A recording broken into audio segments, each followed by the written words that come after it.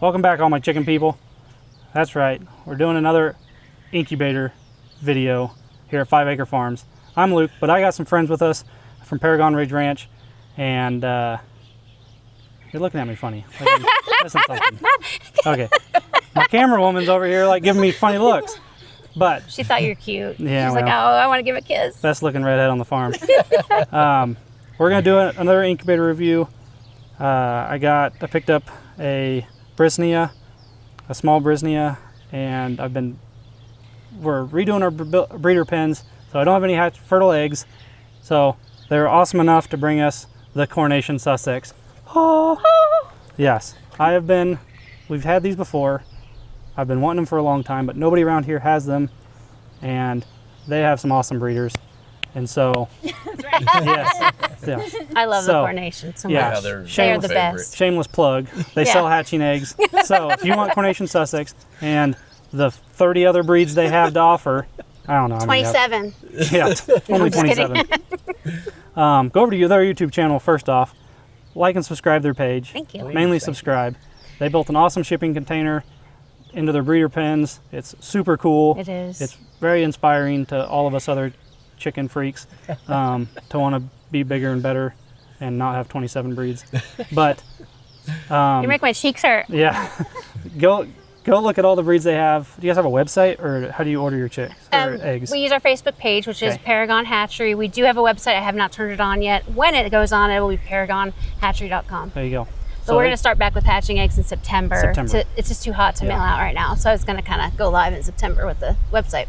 So I'm sure they have a breed that you're interested in. They have all sorts of rare breeds, normal breeds. They got them.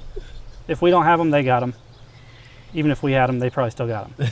So. And now you got them. And now we got them. Right. But these are for us. So hopefully someday we'll have Coronations to be able to ship to you guys. Next spring, I think, is when we're going to try to get MPIP and start the whole process to ship eggs. But they came out here to pick up something for their farm, so you'll probably have to see that on their video. Yes, come on over and watch that part. Go watch their video, see what they snagged here. But yeah, we've just had a nice afternoon showing around the farm. Yes. Excited to finally meet up. We've been watching you for a while. Thank you. So yeah, it's excited. You guys are Oklahoma people, so we love Oklahoma people. That's where all the cool homesteaders are, is in Oklahoma. Maybe, yeah. Maybe not. No, it's beautiful here. I would never leave this. Yes. It's just way too hot in Oklahoma. We don't have neighbors, which is the best part. Oh yeah, that's nice for sure. But you got anything to say about your place? We do the same stuff. We do homesteading. We do like land management, hunting for deer, digging ponds, all that fun stuff. A lot of our content lately has been our ultimate chicken coop, which is the storage container that you already mentioned. And we seem to be building brooders and grow out pens every week. There's always something. Oh, yeah. It's the summertime. It's time to grow out ours to rejuvenate our flocks for next year. Kind of like what you're doing right now. It's kind of a summertime thing. So we're ready to get up and going again in September once it cools down a bit and start sending out eggs and maybe send out chicks next year. I don't know. Oh boy, I'm a little nervous about it. You're braver than I am. I'm a little nervous. I haven't done it before, but I think that might be a need. Might be the next step. Might be the next step. I don't know. I like eggs. I like hatching. I like doing incubator reviews. So that's what we're going to do with these. Brinsea? Yep. Okay. So I'll throw a little bit of this clip into one of my next videos, but to see most of this clip, it'll be in 21 days from now or whatever. Okay. But we'll insert some of this here, probably, I don't know. Just to get a little excitement about when they're going to hatch and how they're going to do. Yeah, you gotta spice people up. Everybody's begging for incubator reviews, and I'm like, they take 21 days, and then I gotta edit them. Ugh, leave me You got alone. all the time in the world. Exactly. I got nothing better to do than turn my house into a hatchery. With 9 incubators. It's just easier sometimes just to throw it in the GQF and like, I'll do that video next Tuesday when I put them back in again. And it's like 3 months goes by and you're like, oh, I really needed to do that. But oh well. Anyway, we'll see you guys probably when I start hatching these, or set these in the incubator tomorrow. Yeah, I'll probably set them tomorrow. And then you'll see me in 18 days, and then you'll see me in 21 days, and then you know the drill. But we'll see you guys tomorrow. Welcome back, everybody. Incubator review time. I got some eggs that I've been wanting, or a breed of chicken that I've been wanting for a long time. I've had them before, just could never get fertile eggs out of them. So I'm starting from scratch, and we got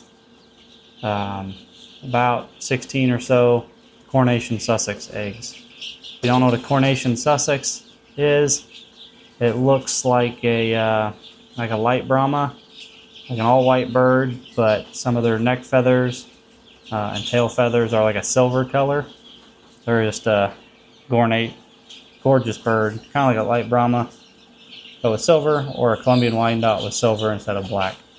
But anyway, this incubator is the Brinsea Max 2 Advance. If you watched one of my auction videos, you saw that I picked this up at the auction for, I think, 80 bucks. More than what I wanted to spend, but I'm fairly familiar with the Brinsea quality. So a lot of people that hatch exotics use Brinseas because they are supposed to be some of the most accurate incubators. So I plugged it in and it went straight up to 99.5, 99.6. So I have my ink birds set up. If you watched my videos before, then you know I trust these little ink bird hydrometer and thermometers. Anything I use in incubating, you can find on my Amazon affiliate page, which I have in the description down below. So if you're interested in any of the incubators I review, I'm going to see if I can find this one on Amazon. If I can, I'll add it to my Amazon affiliate page. I don't think they make the Brinsea Max 2 Advance anymore. I think it's an upgraded version of it, and I think they've got more expensive. I did find this incubator on Stromberg's website. This is the Brinsea Max 2 Advance, and you can see the price, $350, brand new. So this might be the most expensive 14 egg incubator on the market outside of their upgraded models of this version. So for 80 bucks, I think I got a pretty good deal, but the proof will be in the pudding here. I am checking humidity and temperature, making sure that it's actually what it is. I may not even add water, because right now the humidity is reading like 55 degrees, which is fine. We've been getting rain, so our humidity in the air is high. So I'll probably just roll with that. And then when it comes to lockdown, I'll probably add water to bump it up to that 60 to 70, unless they do it on their own when they start hatching. But the cool thing about this incubator is, I mean, it rotates like a lot of the incubator reviews I've done. Just has a little gear drive system over here, and it rotates. But the outside, I think 14 eggs, and then it probably holds another 14 quail eggs on the inside. So if you're going to buy one incubator to do quail and chickens, I'm sure you might be able to do ducks or pheasants or something in this thing.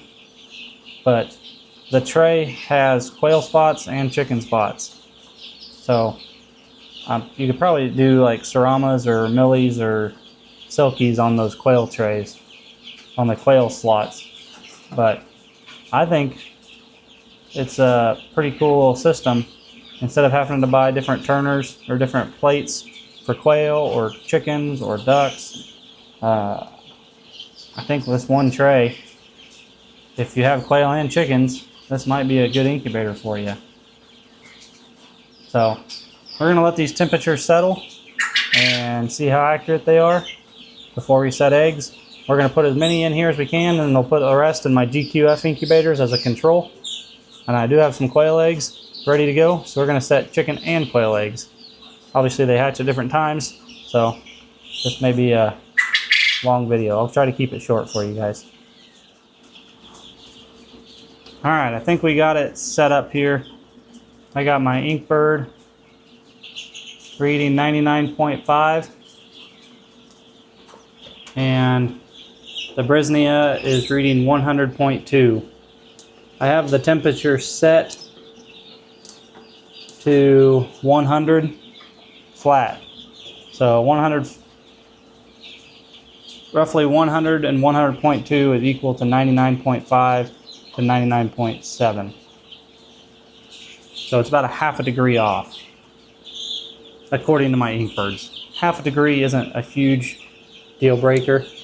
On this little top plate, you push the two plus and minus button to unlock it. The OK button, you can go to, you can reset the days as a day counter on here, so you can know how many days it's been going. You can set the temperature, different modes, turning. I have it set to turning every night, rotating every 90 minutes. How far it rotates, the travel of rotation, a high alarm if the temperature gets above 3.6 degrees. If it has a fluctuation of higher than 3.6, it'll sound an alarm. Has a temperature low, it's below 5.4. I'm just leaving it to what it is. Celsius or Fahrenheit. There's a couple other modes in there. It didn't come with a user manual, so I got the basics of it. But I'm going to take these out. Set this off to the side. Oh, the humidity was reading 54 or 50. Yeah, about 54% humidity. This room is humid right now, so I'm just not going to add water, and I'm going to probably periodically check that every couple days to make sure that humidity is still around that 50%. I already put the eggs in the GQF. I have 14 quail eggs in the GQF, as well as 14 eggs here in the Brinsea. So get all these guys set here. These are quail eggs. Not going to use that egg every time. Luckily I have a basket here, which by now you guys have probably already seen the video, but we're going to do we did a 100 quail egg omelet. Hope you guys enjoyed that video. And these are the eggs I really don't want to drop. But big thanks to Paragon Ridge Ranch for bringing me some coronation eggs. So excited. But like I said, I have 4 extra of these coronation eggs. They went into the GQF, and I'm going to put the rest of these right here. I've seen people do incubator reviews where they shipped in eggs or had eggs shipped in, and then they try to do an incubator review, and that's a terrible idea, because shipped eggs are like you have a 0 to 100% chance of them hatching because of the Postal Service altering with the eggs, like the shaking of the eggs. A real good incubator review would be to have eggs from your farm, put them in the incubator, but these just traveled here with them, so they weren't shook around in a big box truck and thrown, and she took great care of them in the vehicle before they got here. They were fresh, so I know they aren't old eggs, but I think that's the only way I'm going to suggest doing incubator reviews. Don't do incubator reviews on shipped eggs, because that's just a wash. Your stats are going to be a wash. But if you hit the OK button and the minus button at the same time, it rotates them. If you want to manually rotate. But as of now, we're just going to set it aside, and we'll see you guys in 14 days to pull the quail out, and then 18 days to pull the chickens out, or pull the rotator out. I'm not sure how I'm going to do this, because I may leave the rotator in for the quail while they hatch, because I want to keep the eggs rotating, the chicken eggs rotating. Or I might just move the quail eggs into the GQF hatcher, so they don't get their toes pinched in that rotator. I'll cross that bridge when we get to day 14. We'll see you then. It's day like 19 instead of 18, and we've already got one hatched early. So, and I know we got another couple pipping. So I think the humidity and the temperature were just a little bit high in here.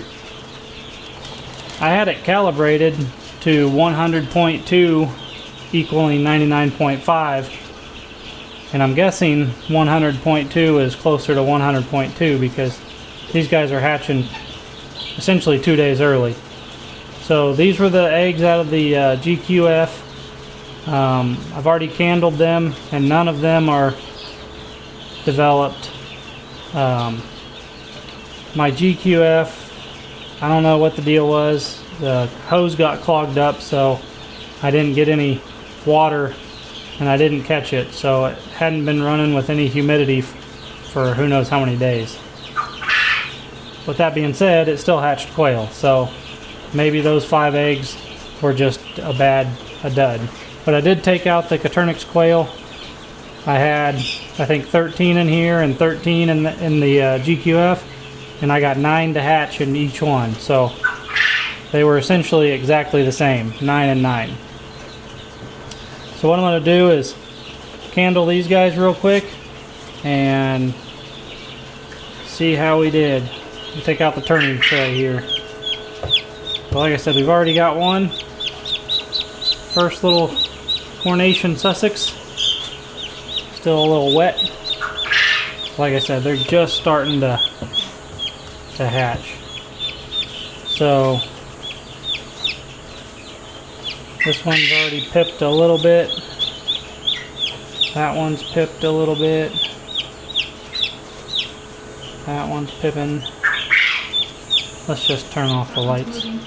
Yeah, this one over here is working. That one's pipping. That one developed. So that one's a dud, which means it either wasn't fertile, never started to develop. That one's good. That one's the one that's already hatched. This one might have developed for a couple days, but it's not any good. That one you can see moving really well. So that one's good. I think that one's good. That one's pipping.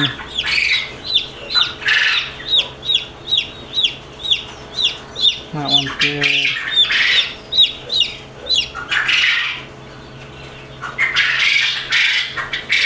That one's good. Most of these are good, except for that one. That one's a dud. That one's a dud. Alright, turn the lights back on. So we got quite a few to work with here.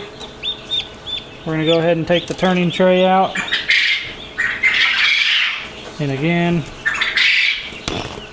this tray didn't really come with liners. So I'm going to kind of makeshift my own here.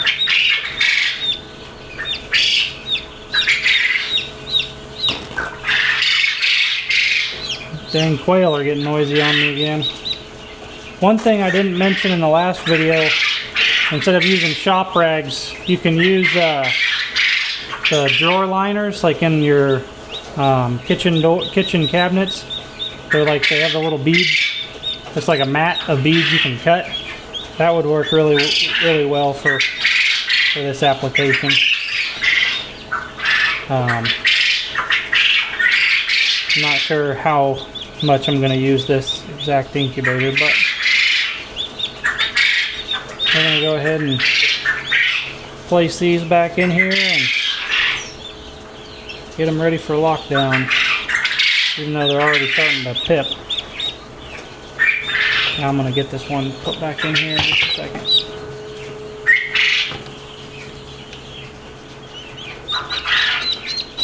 Alright.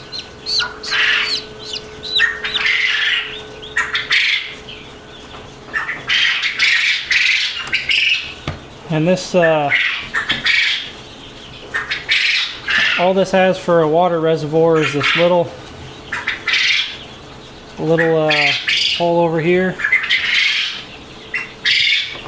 which I've just been topping off with water. I wish it had a bottle of some sort for that reason, but other than that, we'll see you here in a couple days when we have a final hatch count. But so far I think this Brinsea incubator is doing really well. I mean, if we've only had 5 or 4 out of however many I put in there, should be a pretty decent hatch rate. And these aren't my chicks, these are from Paragon, so I can't give you an exact idea of fertility. So, but I think the incubator is actually a really good incubator. But we'll see you guys on hatch date.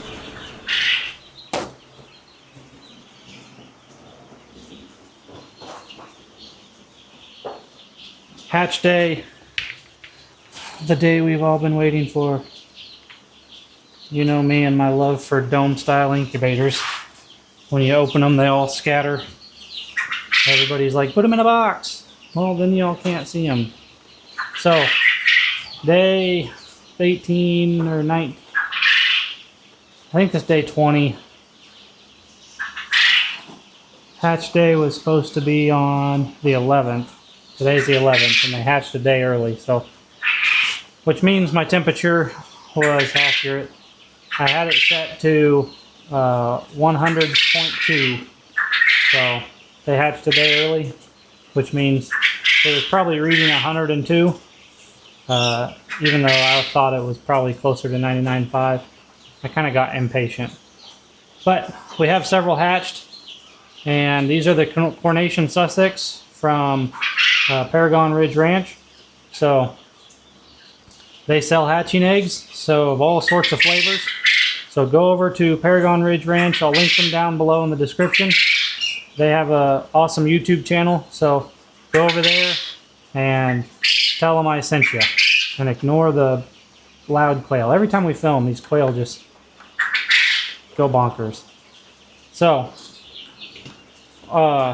we did a batch of quail in here. I think the ticket, if you're going to hatch quail and chickens at the same time, is to set your chickens, what would it be, 6 days before your quail.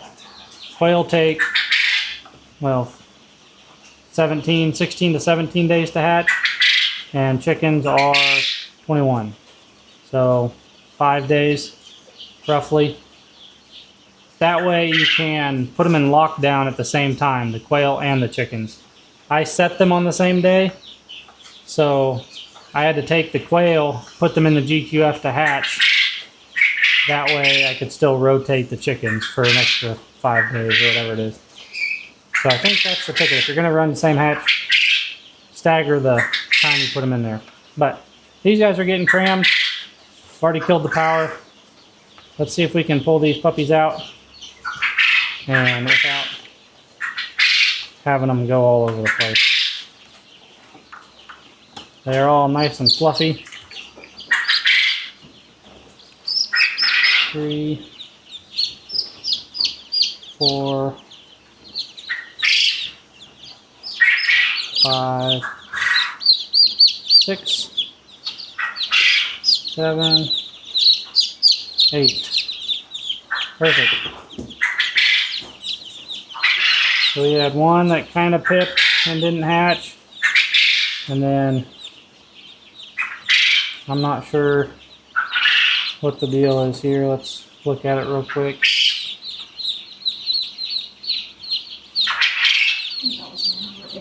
Yeah, it developed, but died at some point. So I did put 5 of them in the GQF, and my humidity float system in there clogged up. So they ran without humidity for I don't know how long. And so none of those really developed.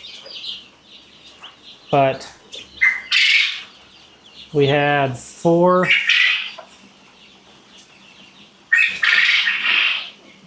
out of this batch that didn't develop or weren't fertile. These aren't my eggs, so I can't. If you're pulling eggs from like my farm 50 yards away and bringing them right in here, the hatch rate is going to be way higher than somebody else's farm that drove them 4 hours in the middle of the summer. That's why they don't ship this time of year, because of the heat.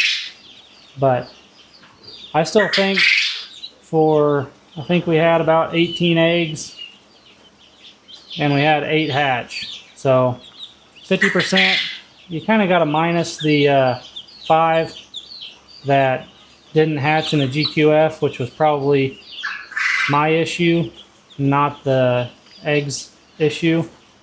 So really, if we had 6 that didn't hatch and 8 that did hatch, I don't know what that is, but it's going to be like a 60 or 65% hatch,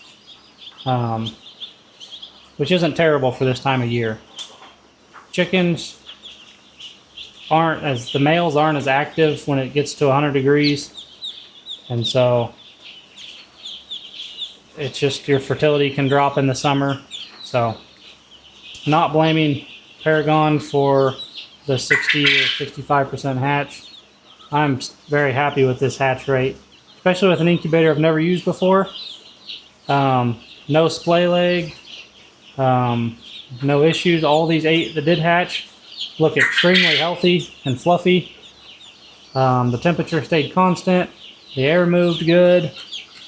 It rotated like it said it would.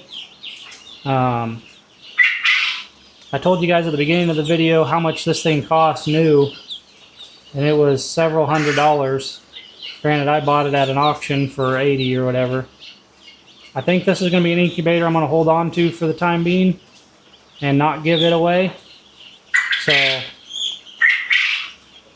I mean, you can comment down below, but currently I'm not going to give this incubator away. Maybe next year, but I think if I have any exotic eggs or something I want really detailed accuracy for, I think I'm going to save this incubator for that purpose, since it is a high-end little incubator. But if you're watching this video and you didn't watch me give away all the other incubators, make sure you go watch that video to see if you won, because I've only had 2 out of the 6 claim their free incubator. So there's still 4 of you out there that haven't emailed me. So let's go ahead and get these guys into their brooder that we got set up for them.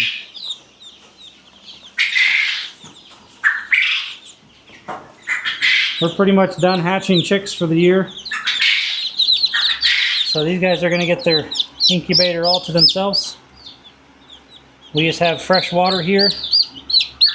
No electrolytes or no nothing, just straight well water. We're going to dip their beaks.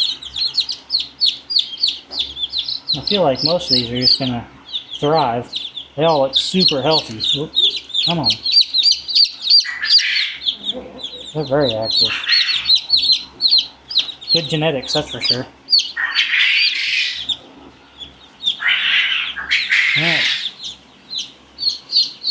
So they're just gonna live their best life here on the farm. This is a breed we do want to end up hatching and shipping. So we'll see how these turn out, and then we might try to look for some different genetics. So we have Paragon's genetics and then somebody else's genetics, so we aren't breeding siblings together. But I did write down up here on the quail, I did 9 Caturnix quail, and they're over here. So they're all doing great. I had 9 hatch out of 13 in the GQF and 9 out of 13 in the Brinsea. So very comparable to a GQF. But hope you guys enjoyed the video of the Brinsea. I hope I'm saying that right. Max 2, I believe is what it was. So the most expensive 16 egg incubator. I don't know. It's been so long since I've made the intro to this video. But thank you guys for watching. Hope you guys enjoyed that incubator review. We probably won't have any more incubator review here for several more months. So enjoy this one. And we love you guys. Don't haggle with your egg supplier. Buy your chicks local. We'll see you guys on the next one.